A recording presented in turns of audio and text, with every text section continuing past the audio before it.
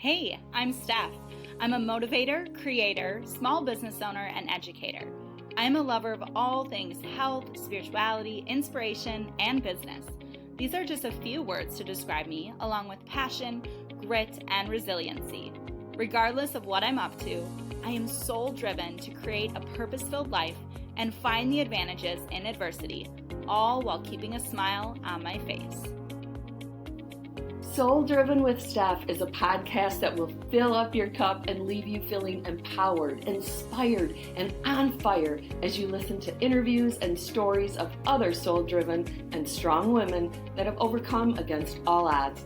This podcast was a calling on Steph's soul to serve, connect, and share stories of struggles and successes, all to create a community so that you know you're never alone. Grab a cup of coffee, get ready to learn, laugh, and leave with wisdom and strategies to connect to your soul and get back in the driver's seat of your life today. Here's Steph. Welcome back to another episode of Soul Driven with Steph. I am here today sharing a solo episode with you, which I've been trying to do more of. And when I was thinking about what I wanted to talk about today, I was really reflecting on this year and how uniquely different this year has felt in comparison to, honestly, the last decade of my life. And I wanted to just share why I felt that is. And one, I think it's because I have made so many radical changes in my life that have allowed me to have new challenges. You know, I, for many years, was facing the same challenges month after month, year after year, and a lot of them were financial and they were stressful. And once I was able to kind of get out of that season, my life has felt definitely more easeful this year, but it doesn't mean that I haven't been challenging myself. And I've had a lot of new, unique challenges, and some of them are me choosing to challenge myself in new ways, and other things have maybe been, brought upon me based on the season that I am currently in. So as I was thinking about the episode, I thought I want to share 10 new challenges that I have taken on this year. And some are business and some are personal. And I just feel that if we're learning and growing and evolving, we constantly need challenges. And it doesn't have to be the typical challenge that we think of. Like I said, for years and years, my challenges were very much financial, business focused on scaling and growing and all of the challenges that come with that. But I've really had an opportunity this year to challenge myself in new ways in all areas of my life.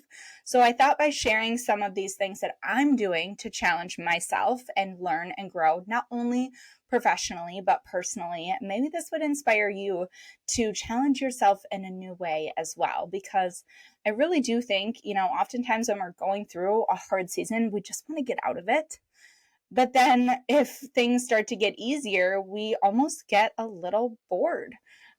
So I know for me, I am just someone that loves challenges, and it doesn't mean that I need to live in a state of survival and fight or flight like I have maybe in the past 5 years or so, but it does mean that I am someone that needs challenge to feel like I am growing, to feel like, I am living and rising to my full potential. So I hope you enjoy this episode.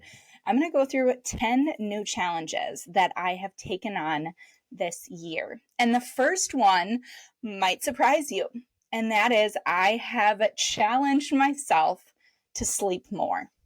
Yes, indeed, I have been sleeping more. So the fact that I've been sleeping more is not a challenge, because if you know me, you know that I can be out as soon as my head hits the pillow. That's not the challenge. But the challenge is allowing myself to sleep more without feeling guilty. Because I was up at 4 a.m. for literally the last decade of my life. And I was out the door to teach a class or do a workout. And I haven't had to do that since the beginning of this year. And layer on top of that I have been pregnant. And obviously I have needed a lot more sleep. So I have basically let myself get as much sleep as I possibly need by going to bed a little earlier, around 9:30. I'm in bed and I don't set an alarm. And at first, I was feeling really guilty about this because of the lifestyle that I had and just being a morning person, a productive goal getter. I was feeling kind of guilty about it. And then I realized, one, I am getting the best sleep of my life right now by not setting an alarm, and I need this sleep. And two, it's not going to last very long, right? When I have a baby, I know that sleep is going to be more of a challenge. So I just have really had to fully embrace the season that I'm in and let myself enjoy getting enough sleep. So that's the first one. The second one is just staying consistent with my workouts during pregnancy. I had a few weeks in the first trimester where I really couldn't do much because I was either nauseous or just really exhausted. But once I kind of got over the hump, I have been so consistent with my workouts. And I almost have to laugh because it's like, give me a physical challenge like birth that I'm preparing for, and I will be so consistent. And I was the same way, obviously, when I was training and fighting MMA. I was so consistent in my training because I had this like end goal fight day. So my new current fight day or fight night is preparing for the birth of my baby. And I'm just really proud of myself for how consistent I've been. There are definitely days where I don't want to do anything. And I know that if I don't move at all, I will actually feel worse. So I have had a great consistency and program to follow through my doula and strength coach, Ellen. And she has been really encouraging to me, helping me through the whole journey of figuring out like what feels good for my body, giving me different exercises. And I feel really strong right now going into, I'm in my third trimester and I have about 3 months, maybe less until the baby's here. And I feel really good for the most part. And I attribute that to the program that I've been following and just sticking to it and being really consistent, even if it's just walking for a day or stretching or, just doing minimal activity. I've been really consistent. So I'm super proud of myself for challenging myself in that way, because it would be really easy to say, I'm pregnant, I'm just going to not do anything, or, it's an excuse to stop moving. And I've really tried to do the opposite. So that's number 2.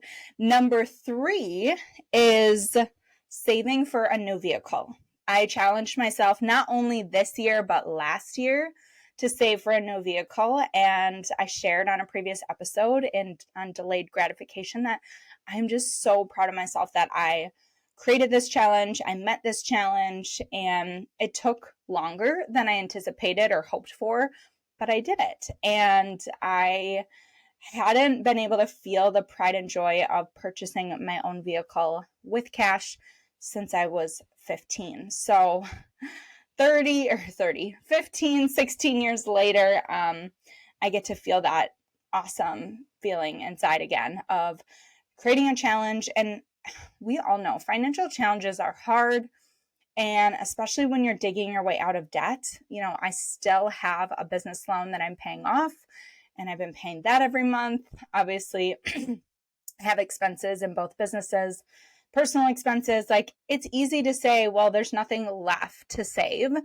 And I really made it a point to not do that, to be intentional about my savings and my money and where I wanted to prioritize things. And I'm really proud of myself for being able to purchase my new Pacifica van in cash. So that's number 3, and that's a very financial focused goal. Number 4 is hiring part-time help for Small Business Sister Circle. This is something that I felt the need to do for a while. I just didn't feel like it was the right time yet. And I'm kind of glad that this pregnancy has really sped up my decision to bring in help in this business. I don't think I would have done it yet if I wasn't planning for a maternity leave. So I'm really grateful for that. I've brought in a part-time help, Holly, who has been absolutely amazing, so helpful. I've also had an intern this summer, Katie, who has just been working really hard behind the scenes. But bringing in part-time help was letting go of some of the things that I kept saying, well, I can just do it myself. It's not that hard. I can do it. I should do it. And then just realizing that I can't do it all myself and I shouldn't be doing it all myself. And so when Holly had decided that she was actually going to close her business, she was a founding 15 member of Sister Circle, but she decided she wanted to close her business so that she could really focus on her daughter and being home with her, which I just absolutely love. And I know that she was sad about leaving the Sister Circle community. And she was honestly the perfect person to pull in to help me with the things that I needed help with. So I reached out to her and just said, hey, I don't know if this is something you're looking to do. I know you're trying to get more off of your plate, but I really need some part-time help. And I think it'd be a perfect position for you. You already know the community. They already trust you.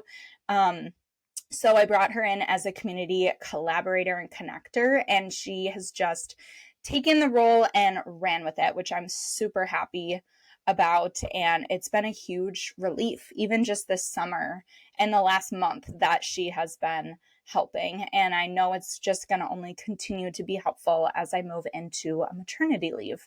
And so that is number 4, but number 5 also kind of piggybacks off of that.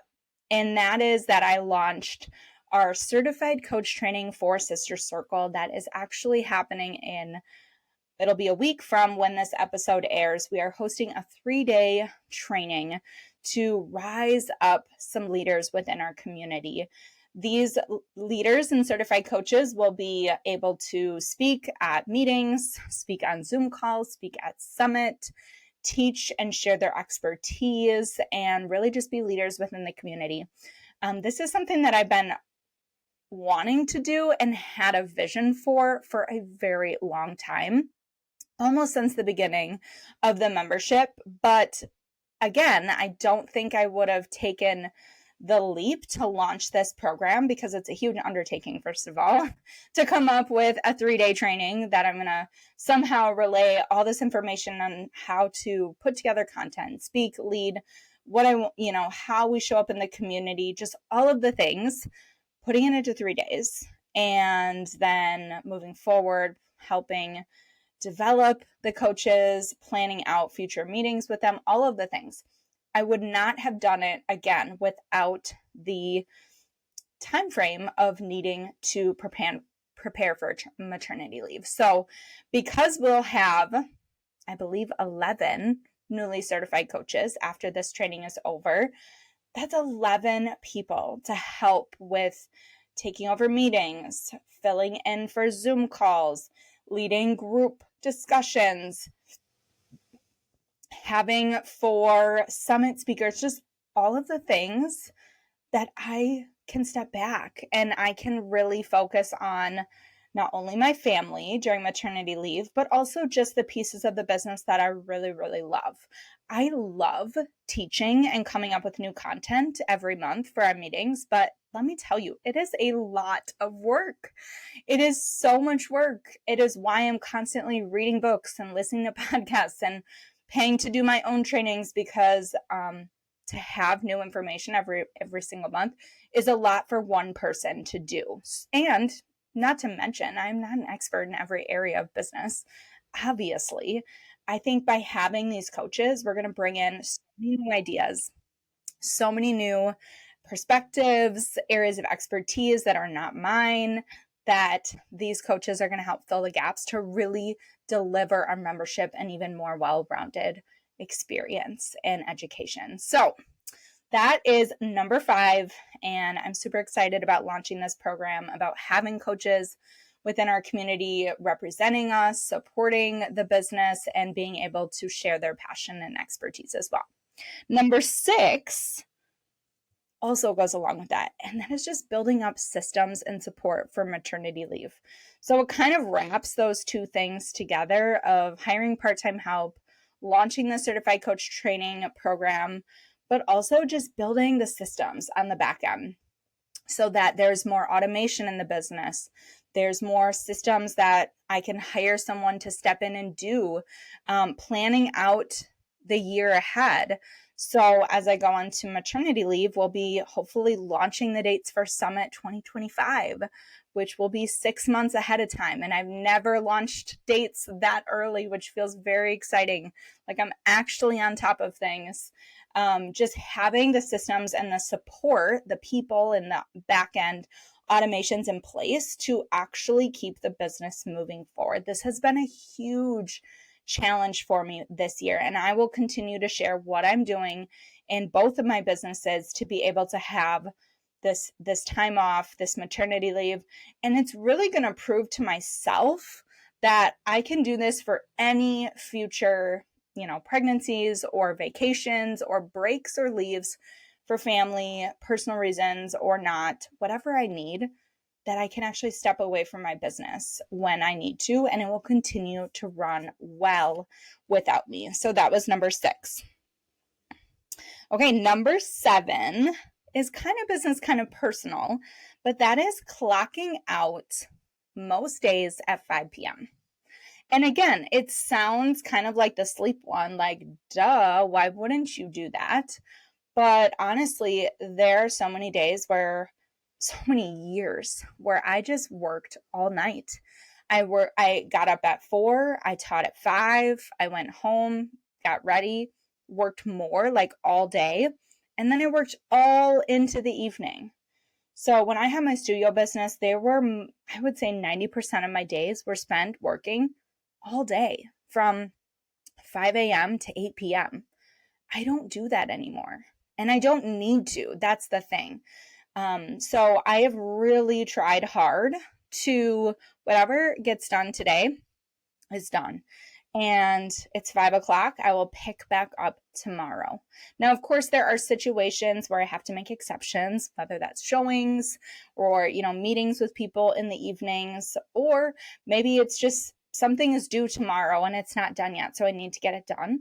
But I'm so proactively working ahead most of the time and intentionally planning meetings on certain days or times of the day that work better for me, that it's rare that I have to do these things in the evening. So that has been a huge challenge for me, even when I don't have to be done working. Like in the summer season, I don't have to be done working. I could just keep working. My husband isn't home from the gym. I maybe don't have plans of something to do, but I'm really trying to clock out and treat that time as sacred so I don't get burned out and so I create better habits for family time. Because I know once the baby comes and once we have a 1-year-old and a toddler and, we continue to grow our family, that time in the evening is going to be so important. And that was another huge reason why I just didn't see my first business as being sustainable or supportive for growing a family, because so much of my evenings were spent at the studio teaching classes, and that would have been more time away from my family. And I don't want that. So even though this summer there's been a lot of nights where I'm like, I could just keep working. I don't have anything else to do. I don't have to be anywhere. But I've been really challenging myself to no, just close the laptop, clock out, and come back tomorrow. Go do something fun. Go to dance. Go hang out with friends. Go take a workshop. Like go walk around and be out in nature. Read your book. Whatever you want to do, Steph. Like just trying to shut it off at 5 p.m. like most people do, which is a challenge for me. I forget what number we're on here. I think that was 7.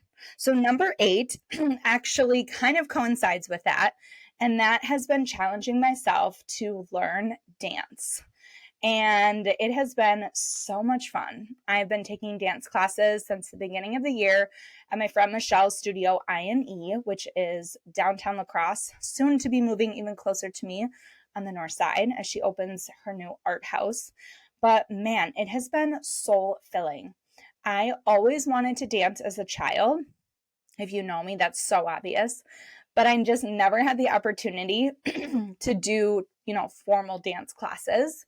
So to be able to do that as an adult is so cup filling, and it's been something I look forward to every single week. So basically every week, I think I've only missed a handful. I think I'm actually close to my 25 class mark, which is very exciting. That's a challenge for me. But every week on Wednesday night at 6 p.m., I go to beginner hip hop, and it is one of my favorite things all week.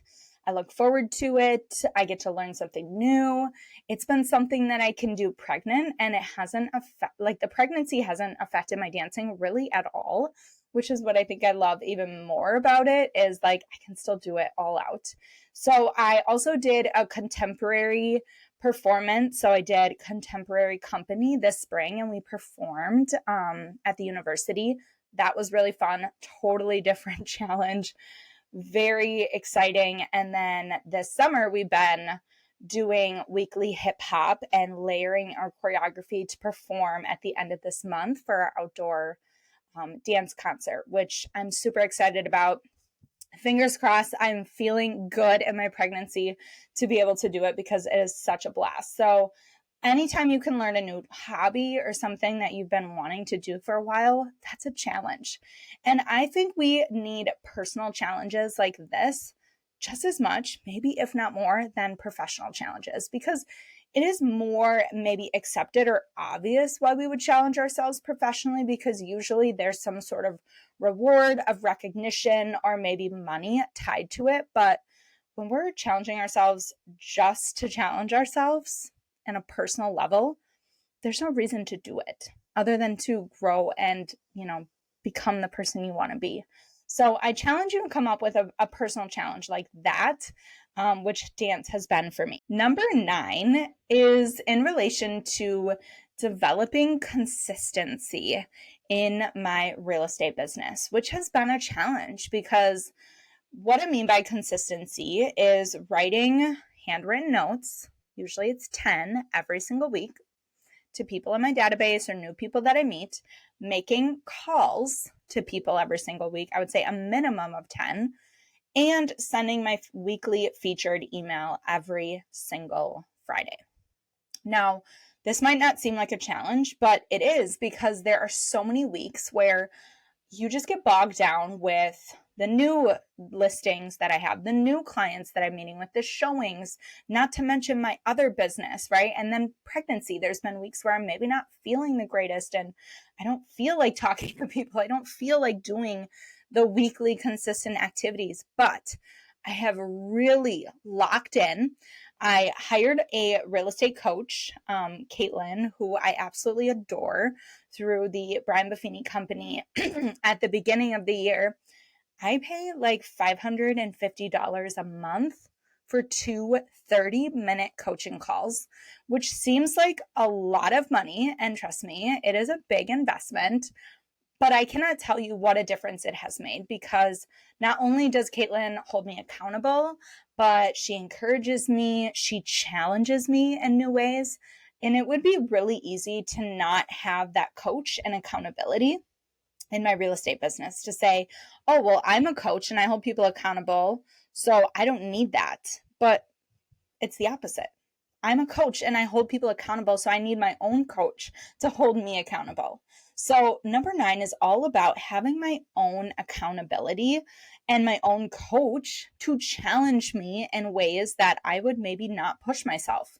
And that has been in my weekly consistent activities in my real estate business, which then of course carries over into all the things that I do, finding the consistency, building the balance in my life.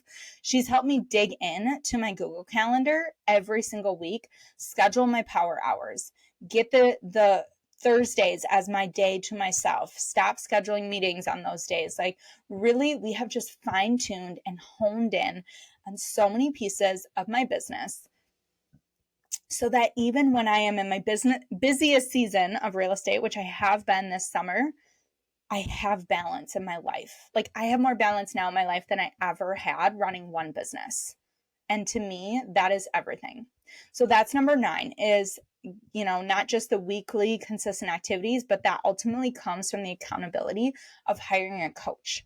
So where do you need to challenge yourself? Maybe you have an area of your life you're not challenging yourself and you need that extra push and accountability.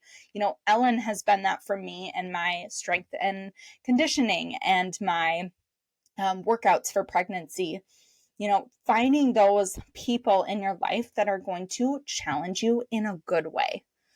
And that leads me to the last way I've challenged myself this year, number 10. And I'm a little nervous about it. So, as this episode airs, I will have already gone through this weekend experience, this event experience, but I am actually going to Arizona tomorrow. I'm flying to Phoenix by myself to attend a women's business conference called the Powerhouse Women event.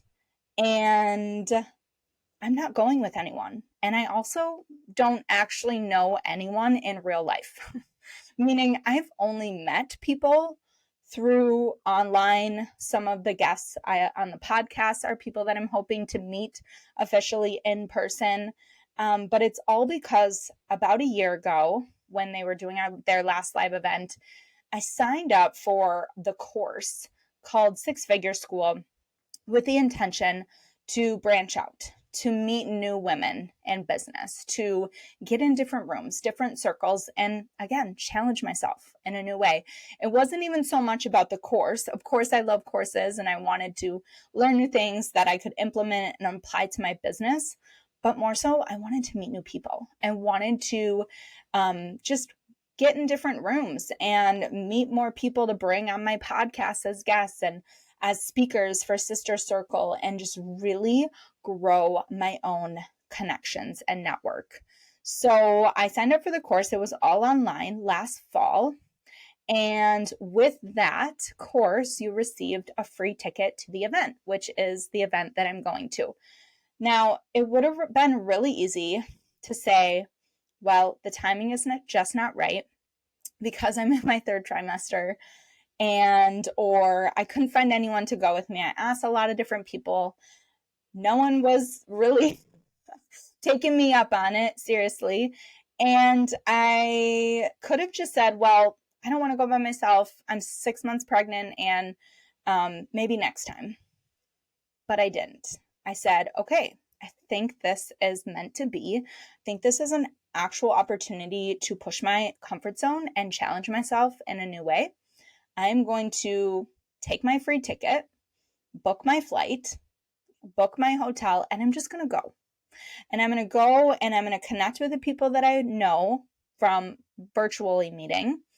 And I'm going to trust that I will meet the people I need to meet and that I won't be alone during the, entire 4-day experience. And even the alone time that I have, I'm going to love. I'm going to soak it up.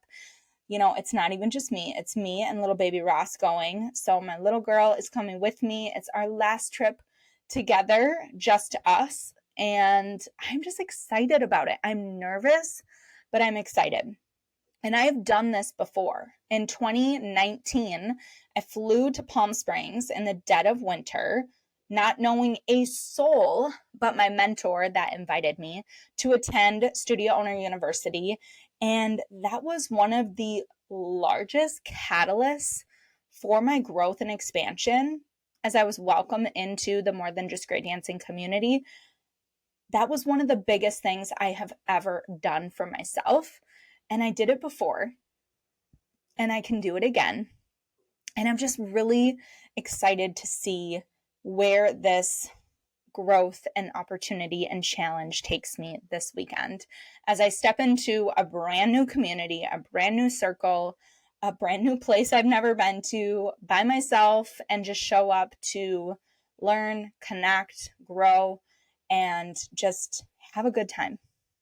So that is my last challenge. I will report back, hopefully in a future episode, how it goes and what I learn and the connections and the things that I gain. But those are 10 ways that I have challenged myself this year. And I think it has led to not only one of my biggest growth years in a positive way. I haven't had all these negative experiences necessarily, but that's okay. I can still grow through positive experiences and through challenges that are different and unique.